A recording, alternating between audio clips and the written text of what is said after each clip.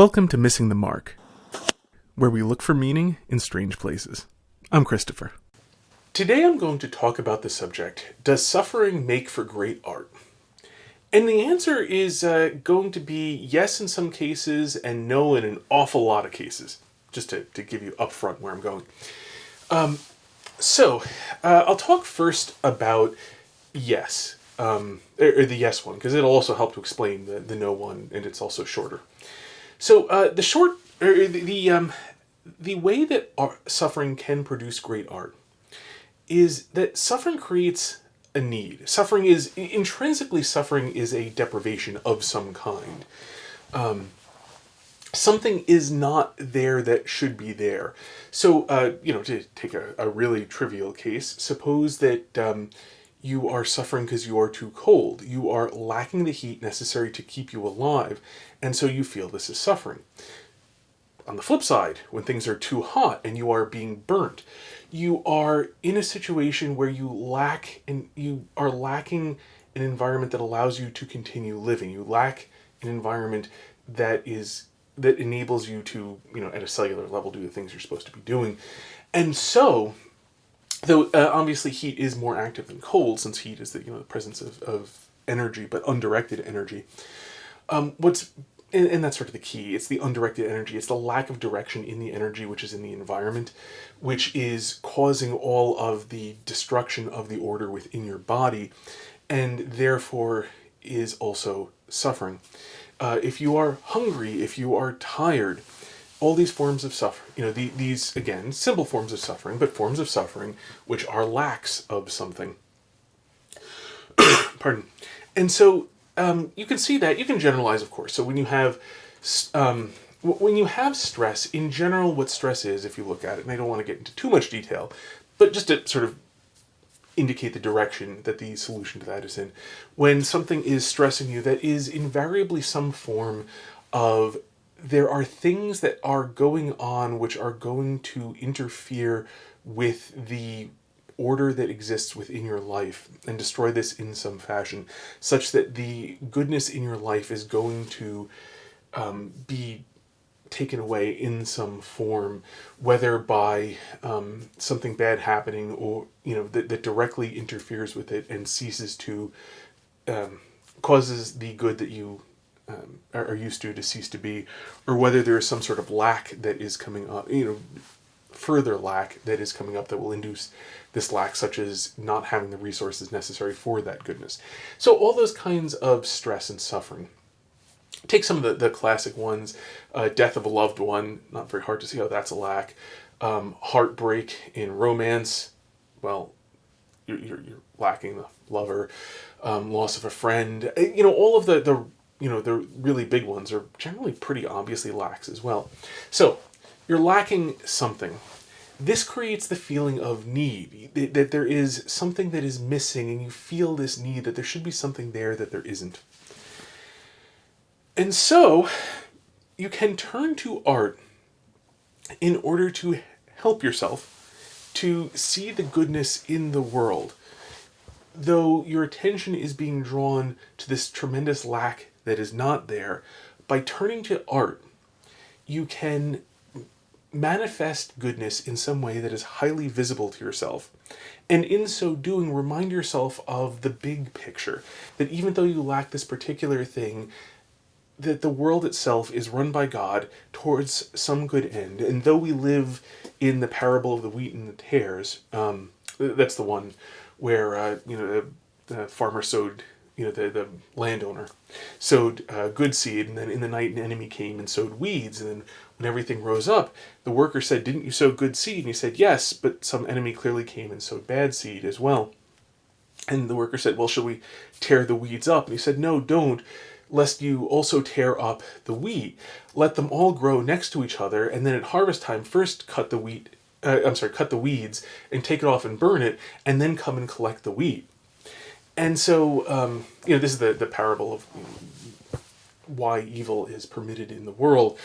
Roughly that, I don't want to go about explaining the parable. It's sort of self-explanatory.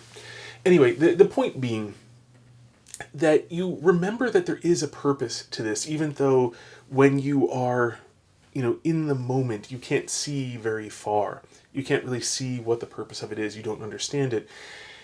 And so, having this difficulty, you can, as a creator, turn to art of some kind, whether it's painting beautiful pictures or telling good stories or, making sculpture, whatever your form of art is. If your basic reaction to suffering and the need that you feel to be filled with goodness because you feel its lack turns to identifying goodness that is in the world to help you to look at the world in the way you actually should, that will produce great art, or that potentially can produce great art, depending on what skill and talent and so on you have. But at least it has the potential to do that, and that would produce great art. That is by no means the only way to produce great art. You can produce great art simply as a gift to others. Even though you yourself are not suffering, you can give to others this thing which helps them to see the goodness of the world, and you can be motivated simply out of love in order to produce great art, and that works just fine. Frankly, probably more reliable than suffering does. And suffering has all sorts of other problems that can keep you from making great art, such as just not having the time or the energy or what have you. So, but in the interests of fairness and accuracy, that is how suffering can produce great art. It can create this need and drive you to help yourself, and in so doing, create things that help other people as well. That's good. Now, what you see a lot more of in practice, because, well, it's a fallen world, and this question only comes up because it's a fallen world anyway, is what I like to call using the reader as a therapist. Now, and to be fair, therapy is relatively expensive, and if you can get people to, if you can use the reader as a therapist, where you just sort of talk through your problems, describing the various pain that you feel, then, heck, as a bonus, not only are you not charged large amounts of money per hour, but they actually pay you for this. So, I mean, in a sense, it's a great deal. The only problem is you are just dumping your problems on somebody else and doing neither of you any good. You see this in one of the big places that you see this is the meaningless suffering type of story. They're relatively popular, considered as like great literature, sort of, kind of. In the 1900s, you saw an awful lot of this. The Catcher in the Rye is an example of this, where the character just wanders around and everything's bad and there's no point to any of it, and then the book's over. And there are a lot of people who, for some reason, like this. And when I say for some reason, the basic reason that they like...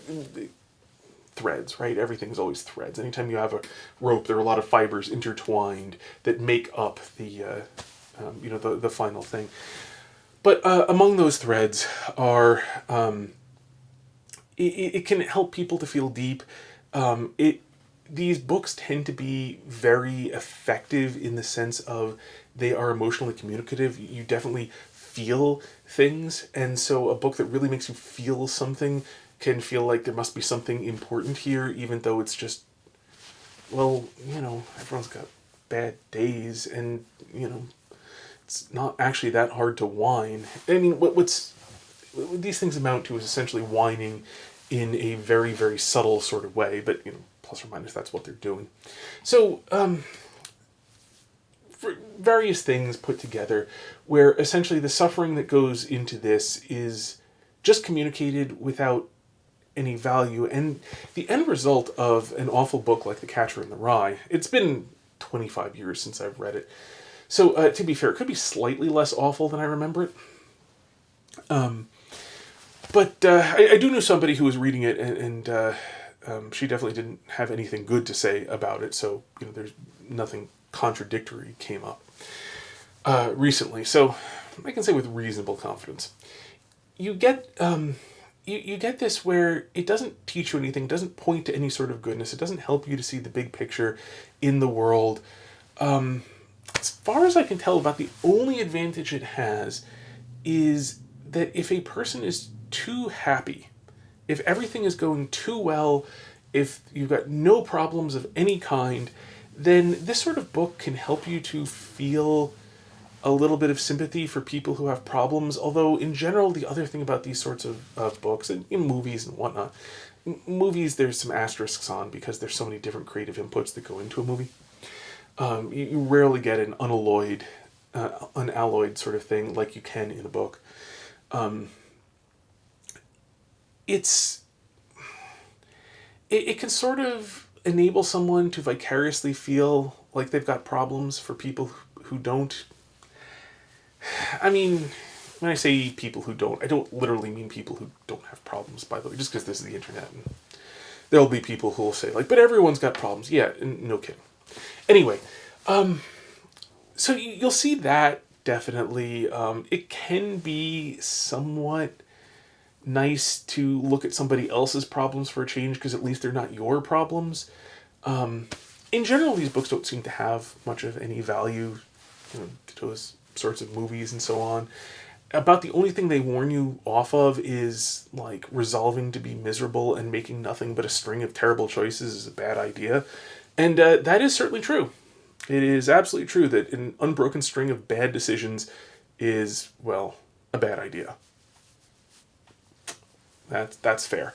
I don't think you really need this described in any sort of great depth. It's kind of obvious if you just, state it, and whenever it becomes, or like, what was that awful book I had to read in high school? It's the only book I never really finished. An American Tragedy or something like that. It's the one about some kid in the Great Depression who goes around and he, like, gets a job and he makes some money, and then for some reason he ends up making change for a counterfeiter with a $20 bill, because, like, this was his life savings, was this change. And so then he becomes destitute, and then he ends up, because somebody spots that the bill he's got is a counterfeit, and now he's got no money, and he ends up working in a hotel, and it was a bad book. And he's doing a bit better, and he falls in love with some girl, and then it's so hard to remember. It's such a bad book. He falls in love with some girl, and then he, like, ends up meeting richer relatives or works at a better hotel, or his life's improving, but unfortunately the whole, like, waiting till marriage thing didn't happen, and he gets her pregnant, and so he tells her that he's going to marry her, but I think either here or somewhere before this, I actually I could not stand this book to such a degree. I actually read the Cliff Notes, and that may not be so shocking for some people, but, like, this is the only time I did this in high school. I always read the book just as a matter of course, but it's just so bad I couldn't bear to read the darn thing. And so I read the Cliff Notes, and apparently what happens is then he decides that he's going to kill her, and so he ends up, he takes her on, like, a holiday to the Adirondack Mountains, and then, like, I can't remember whether he hits her over the head with an oar or holds her under the water, or maybe first the one and then the other. Anyway, she drowns, and then he, eventually he's caught, like, her body is found. He does a bad job of this. When I say bad, I mean, like, it's not even workmanlike. Just the actual technical execution, ignoring the quality of the goals, but the technical execution of his murder, of the murder that he carried out, was very poor, and so they find him, and he's convicted and executed, and then the book ends. And it's just, if you want to draw any sort of lesson about real life from it, and I don't mean in the sense of, like, the author had a message and didn't know how to get to Western Union, to send a telegram, but rather that the structure of the story reflects real life. And about the only way the structure of this story reflects real life is that if you make an unbroken string of terrible decisions, things tend to end badly. But, like, yeah, that's what makes them terrible decisions intrinsically. Like, if you make a bad decision, maybe by luck things will work out okay anyway. They often do. I mean, often things don't work out as badly as they could, like if you go on a relatively deserted road and lie down in the middle of the road for 5 minutes, there are a lot of roads in which you won't actually be, run over. Doesn't make it not a terrible decision, though. And so, carry through. And yeah, unbroken string of terrible decisions that, like, any fool could tell you were terrible decisions. Work out badly. Yeah, what a wonderful book, huh? Anyway, sorry, I was a little bit captured by just how awful that book was. But it kind of does also illustrate the general point. This is a book where somebody decides they're going to wallow in suffering, and I kind of have a suspicion that what you have is an author who mostly makes bad decisions, who just, by writing about this, he feels better, because, like, here's a character making even worse decisions than he did, because I assume whoever wrote that wretched book did not, in fact, murder his girlfriend. And it sort of makes him feel a little bit better. It produces a terrible work of art that nobody should read, and it's awful that anybody required anybody to read this in high school, especially in high school, where you're talking about people who aren't even, fully adults yet. I mean, it's one thing to read a book this awful when you're in, say, your, 50s, because, then, you're fairly, as things go, fairly durable, a lot of experience under your belt, pretty easy to see through, lies, in contrast to teenagers, where you've got a much higher chance of causing some damage by this. So, yeah, like, that's the type of suffering-producing art that often comes up. You often will also see this go in other suffering-producing art, often going in other directions. Now, the thing about it, and because you see this a lot, this idea really, really came up, I want to say, in, like, the 1920s, 1930s, although, it goes longer than that. But, like, for example, was it Lord Byron, I think? Was it Lord Byron? The one who wrote Ozymandias, the really good poem, about how there's this rune in the sand, and, behold, I am Ozymandias, King of Kings, look on my works in despair, and there's nothing else but sand all around it as far as the eye could see. So, like, that was it's a good poem. I think it was Byron. Anyway, whichever one it was, I'm sorry, it's not Byron, it was Percy Blythe Shelley, who was an awful, awful man. I mean, look up his life story, and it is just a rotten blighter. And, yeah, that was, like, the one good poem that he did, so far as I can remember. He might have done one other, halfway decent one. He thought he was phenomenal. His friends thought he was phenomenal. The various women he slept with thought he was phenomenal, and moreover that, like, he was so good that he couldn't be bound by things like marriage or taking care of the children that he fathered or being a decent human being in general. And these sorts of things, this idea that you get of art for art's sake, as Chester cited the phrase, this also got bound up with this idea of suffering producing great art, and where it sort of kind of did. It usually wasn't actually great, except in great in the sense of where you might be great and terrible. Although that even is a little bit older phrase. Terrible didn't mean the same thing. But where something can be great in the sense of the Great War, as in, like, the really big, really, really bad war. And so you can produce great art in that sense, of simply really big, like, really significant art. What you saw a lot of, incidentally, in roughly that time period was, plus or minus, when you had artists who were going through a lot of suffering, who had previously done enough training to be very skilled, that they would often go in the direction of making their art somewhat pornographic.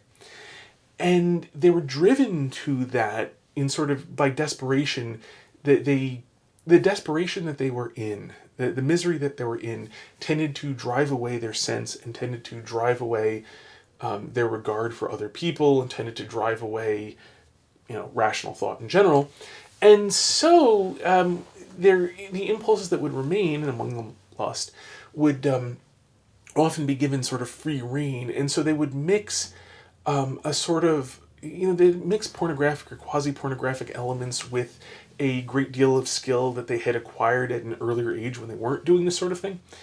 And so you get this sort of, you get these things that are sort of pornographic, but are sort of plausibly not simple pornography. And so by considering them art, people could be titillated, but in a safe sort of way. You see this all over the place, by the way, in a much more intentional fashion, where people will pay really large amounts of money for things that are essentially quasi-pornographic, but are not generally considered pornographic, so that the viewer can sort of remain respectable while watching pornography, but it's not generally called pornography. It's called art because it's tasteful nudes, which is not to say that the naked human form can't be artistic. By the way, I'm not trying to claim that all depictions of nudity are, for example, not artistic, but that's the thing that's being traded on. The fact that you can have something like Michelangelo's David, where he's got on not a stitch of clothing, and it is not in any way sexual. It's just looking at the human form. But at the same time, the very fact that exists is what allows the sort of quasi-pornography to have quasi-respectability, so that you can get things like Game of Thrones, which is,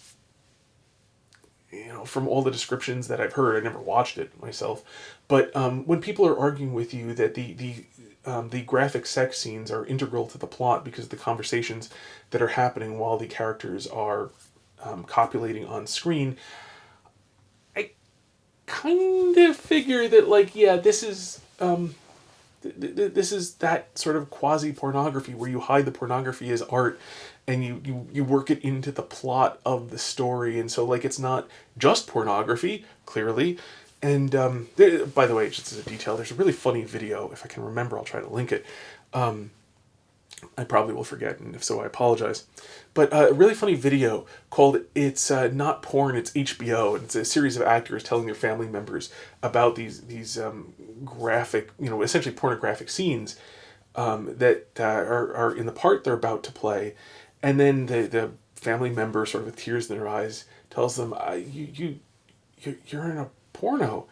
And they were like, no, it's not porn. It's HBO. And then the family's also effusive because, obviously, these graphic sexual acts depicted on camera are clearly not pornography. It's art. You get that phenomenon, and as I said, these days when you get to something like Game of Thrones, from what I gather, HBO specifically has minimum amounts of nudity and sexual content and so on that shows are HBO shows are required to have, but so for them it's a business decision. But earlier on, and sort of what this business is trading off of, was a suffering that sort of produced that kind of art where it is wallowing in the suffering. Their judgment went away, especially because in the 1920s you had tons and tons of atheists, or effective atheists, people who certainly did not have any actual, they weren't Christian, they didn't even have a philosophy of life, they didn't have principles, they didn't have morals, really. They had the things they were raised with, and those functions sort of like morals. They didn't have any actual moral principles. And, they had inclinations and sort of a few rules that they kind of followed. But a lot of them they broke because they couldn't see the reason for these things. And, that's where you get all that the sexual promiscuity of artists, famously from the 1910s, the 1920s, and so on. And so that sort of suffering, where these are all depressed, unhappy people, desperately searching for things, will tend to, be susceptible to strong promises. And one thing that sins do is they promise you lots of good things, and lust promises quite a lot, promises so much happiness, and so these desperate, suffering people will be drawn there, not to God, but rather to creatures that promise God, and then they sort of bring with them the talents that they had forged in earlier, better days, because drunken, drug-addled, desperate people do not become skilled at painting or skilled at writing or skilled at sculpture. That skill has to have been developed back before, when they were much less broken people.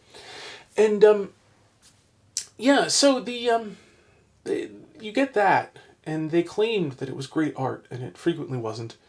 Even when it was, the great parts of it really had nothing to do with the suffering. They were kind of accidental, and largely were forged from earlier times. But it had a lot of very destructive effects. So, yeah, in conclusion, suffering in art, generally stay away from suffering artists. Especially, basically, the more suffering, the more they need to be really, really devout, pious people, because suffering brings out extremes. And so if you don't have a strong foundation to counteract all of the dangers of the suffering, they're going to fall into it. So when it comes to enjoying art, when you find people who don't have, who aren't, who are not Christian, or or Jewish, but who don't have, a strong foundation in the love of God and the right order. A Platonist would work too. Platonist who philosophical theist more generally, Stoics, Platonists, and whatnot.